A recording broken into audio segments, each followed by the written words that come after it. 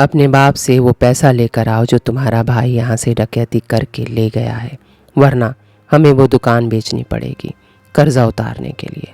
सारा बोली, दुकान उसी के नाम कर दो, कर्जा वसूलने वाले खुद उसे कर्जा निकाल लेंगे।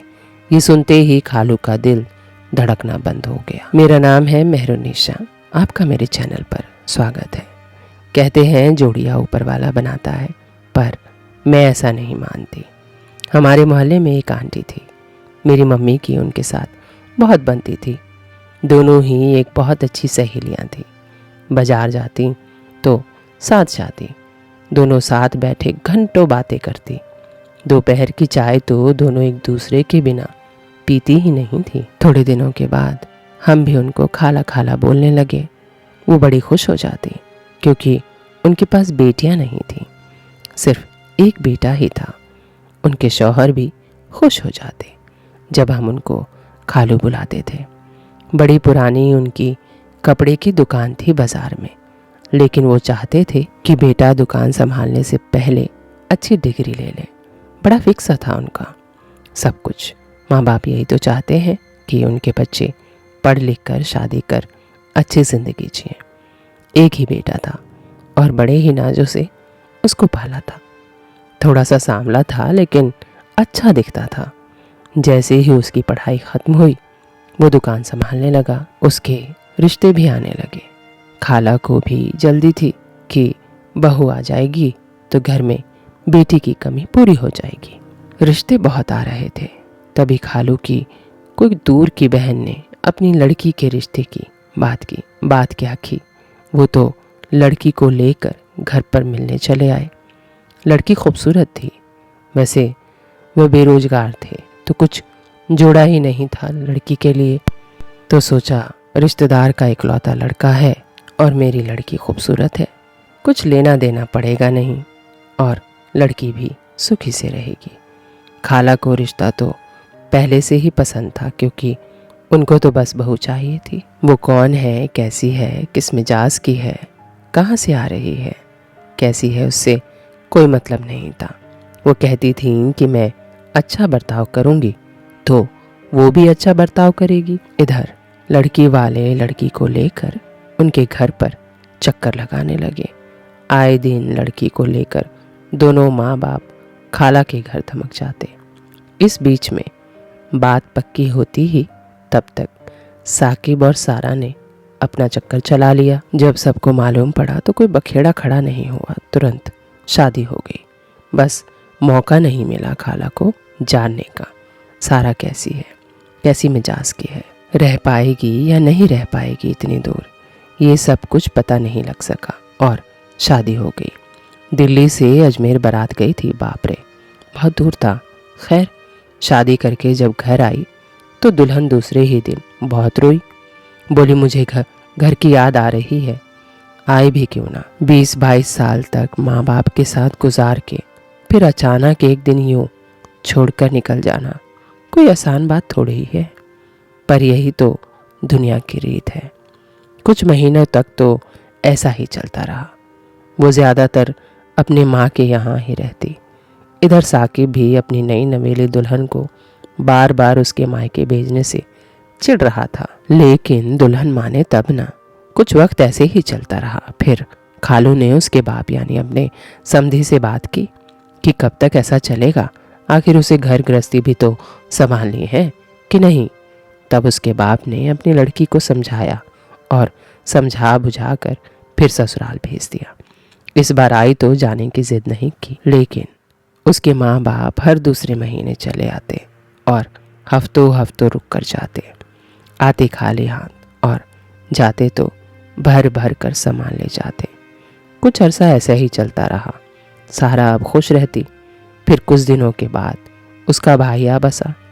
उसके घर अब पहले से ज़्यादा सारा खुश रहती और उसका भाई जो भी फरमाइश करता वो पूरा करती। सारा ने अपने भाई की नौकरी लगवाने के लिए एड़ी चोटी का जोर लगा लिया, मगर कहीं उसकी नौकरी नहीं लगी। फिर सारा ने अपने ही शौहर की दुकान पर उसे लगवा लिया। अब वो साकिब के साथ ही आता और उसके साथ ही जाता। कुछ वक्त यूं ही गुजरा, लेकिन अब साकिब को अपने साले से चिढ़ होने लगी थी। वो दुकान पर ज़्यादातर बैठा रहता, हिलकर एक काम नहीं करता, बिल्कुल मालिक की तरह पेश आता। जब भी देखता साकिब ग्राहक देख रहा है, वो तुरंत जाकर गल्ले पर बैठ जाता। एक दो बार की बात होती तो साकिब भूल भी जाता, लेकिन अब सुबह जाते ही वो गल्ले पर बैठ जाता और साकिब को काम बताने लगता। इसीलिए साकिब उसे चिढ़ने लग गया था। जब वो सारा से कहता तो सारा मुंह फुला लेती। वक्त गुजरते जा रहा था, ये सिलसिला यूं ही चलते जा रहा था। अब खाला और खालू भी इस बात पर नाराज हो रहे थे। फिर एक दिन जब साकिब सुबह दुकान जाने के लिए तैयार हुआ तो उसका साला कहने लगा, आज मैं दोपहर के बाद आऊँगा, जब तक आप संभाल लेना। साकिब को यह सुनकर बड़ा गुस्सा आया। वो सारा की तरफ गुस्साई आंखों से देखने लगा। सारा ने आंखों से ही इशारा किया शांत होने को। फिर साकिब गुस्से में निकल चला गया। उसके जाने के बाद सारा ने उसे समझाया कि तमीज़ में रहा कर, यहाँ उन्हें किलसाया मत कर। फिर प्यार से अपने भाई को खाना खिलाते हुए पूछी कि क्यों दोपहर को जाएगा, सुबह जाया कर। दुकान पे नहीं रहेगा तो लोगों को कैसे पता चलेगा कि दुकान का एक और मालिक है। ऐसा कहकर दोनों भाई बहन हंसने लगे, लेकिन खाला ने उसकी सारी बातें सुन ली थी। उस दिन सुबह मुझे याद है, खाला घबराई हुई मेरी माँ के पास आई और मेरी माँ को सारी बात बताने लगी। मेरी माँ ने कहा, तुमने टोका क्यों नहीं? तो खाला ने कहा, कैसे टोकती, मुझे सुनना था कि आखिर और क्या क्या बोल रहे हैं दोनों। मम्मी ने कहा, शाम को सबके सामने पूछ लेना उन दोनों से कि आखिर क्या मंसूबे बना रहे थे दोनों। सामने सामने पूछोगी तो दोनों मना नहीं करेंगे। खाला ने कहा, सही कह रही हो। अब खाला शाम का इंतज़ार कर रही थी। उस दिन खाला दोपहर तक घर पर ही बैठी रही और अपने बहू की बात करती रही। वैसे तो दुनिया भर की कहानी है सास बहू की, और बहू सास की चुगलियाँ तो करती ही हैं। खैर, खाला मन भर बात कर मेरी माँ से और चली गई। जब शाम हुई तो उनके घर से चीखने की आवाज़ें आने लगी। पूरा मोहल्ला उनके घर की तरफ जाने लगा। हम लोग तो बिल्कुल सामने रहते थे, हम लोग भी पहुंच गए। जब जाकर देखा तो खालू ज़मीन पर गिरे पड़े थे और खाला ज़ोर ज़ोर से रो रही थी और खालू के हाथ पैर मल रही थी। साकिब फ़ोन पर एम्बुलेंस मंगवा रहा था। बहू पानी लेकर आई, लेकिन कहीं भी साकिब का साला नहीं दिखा। सब लोग तो खालू की ही जान का पूछ रहे थे, जब तक एम्बुलेंस आ गया। खालू को अस्पताल ले जाया गया। मेरी माँ खाला को संभाल रही थी तो मेरी माँ भी हॉस्पिटल चली गई। साथ में वहाँ खालू को भर्ती कराया गया। उनको दिल का दौरा पड़ा था। जल्दी अस्पताल पहुँच गए, इसीलिए जान बच गई। 2-4 दिन तक खालू हॉस्पिटल में रहे, सब आते जाते। मगर इस बीच साकिब के साले को किसी ने नहीं देखा। मेरी माँ ने भी घर में ऐसी विपदा पड़ी है तो ये देखकर कुछ पूछा भी नहीं। 4 दिन बाद जब खालू हॉस्पिटल से डिस्चार्ज हुए तो डॉक्टर ने कहा, इनको ज़्यादा अकेला मत छोड़ना और सदमा मत देना, ये दूसरी बार सहन नहीं कर पाएंगे। खालू घर आ गए, लेकिन ज़्यादा कुछ बोलते नहीं थे। लोग मिलने जाते उनसे भी ज़्यादा बात नहीं करते। 10 दिन गुजरने के बाद खाला ने सब बताया कि सारा का भाई दुकान पर बाजार से 10 लाख का कर्जा उठाकर भाग गया। तो माँ ने पूछा कि उसे दुकान के पेपर दिए किसने जिस पे उसे कर्जा मिल गया। सबको पता था किसने दिए होंगे, लेकिन खाला ने बोला नहीं अपने मुंह से, खामोश रही। साकिब को भी इस बात का अंदाज़ा था, लेकिन अब साकिब भी चुप था क्योंकि खालू की तबीयत का ख्याल था। इसीलिए कुछ दिन यूं ही गुजरता गया। अब साकिब और सारा में वो पहले वाला प्यार नहीं दिख रहा था। अब सारा के घर से कोई आता भी नहीं था और ना ही सारा को अब मायके की याद आती थी। लेकिन साकिब को गुस्सा सारा को देखते ही आने लगता था, या यूं कहिए कि अब सारा साकिब के सर का दर्द बन चुकी थी। एक दिन साकिब को बहुत तेज गुस्सा आ ही गया और वो चिल्ला पड़ा। उसकी सारी बातें बाहर मोहल्ले तक आ रही थी। पूरा मोहल्ला सुन रहा था कि सारा, ये सब तुम्हारा ही किया धरा है। तुम दोनों भाई बहन पहले दिन से ही हमें लूट रहे थे। इस बात का मुझे मालूम था, लेकिन मैं कुछ बोलता नहीं था। साकिब खूब चिल्लाया।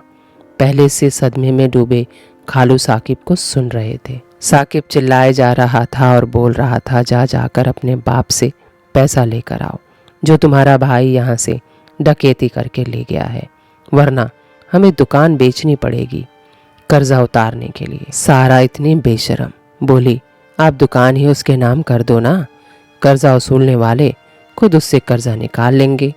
ये सुनते ही खालू का दिल धड़कना ही बंद हो गया। अब खालू दुनिया में नहीं थे। अंदर से खाला चिल्लाने लगी, साकिब जल्दी आओ, तुम्हारा बाप सांस नहीं ले रहा। वो कैसे सांस लेते? उनकी सांसें तो सारा की वो बात छीन चुकी थी कि दुकान उसके नाम क्यों नहीं कर देते। जब साकिब ने जाकर देखा तो खालू दुनिया में नहीं थे। साकिब चिल्ला चिल्ला कर रोने लगा।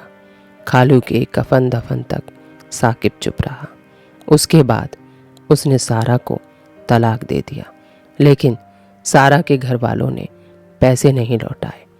अब खाला और साकिब अकेले ही रहते हैं और साकिब ने अभी तक दूसरी शादी नहीं की और बैंक से कर्ज लेकर दुकान बचा लिया। अब धीरे धीरे कर्जा भर रहा है। खाला भी अब खामोश रहती है। दोनों माँ बेटे अब अकेले ही रहते हैं। साकिब अब शादी के नाम से ही चढ़ जाता है और खाला डर जाती है। इसीलिए मैं नहीं मानती कि जीवन साथी का चुनाव ऊपर वाला करता है। जाते जाते आज की शायरी कि सब्र करने पर आऊं तो मुड़कर भी ना देखूं, तुमने देखा ही कहाँ अभी मेरा पत्थर हो जाना। उम्मीद है मेरी ये वीडियो आपको अच्छी लगी होगी, तो चैनल को सब्सक्राइब कीजिएगा और हाँ, लाइक शेयर कीजिएगा और बेल आइकन को दबाना ना भूलिएगा। Thank you.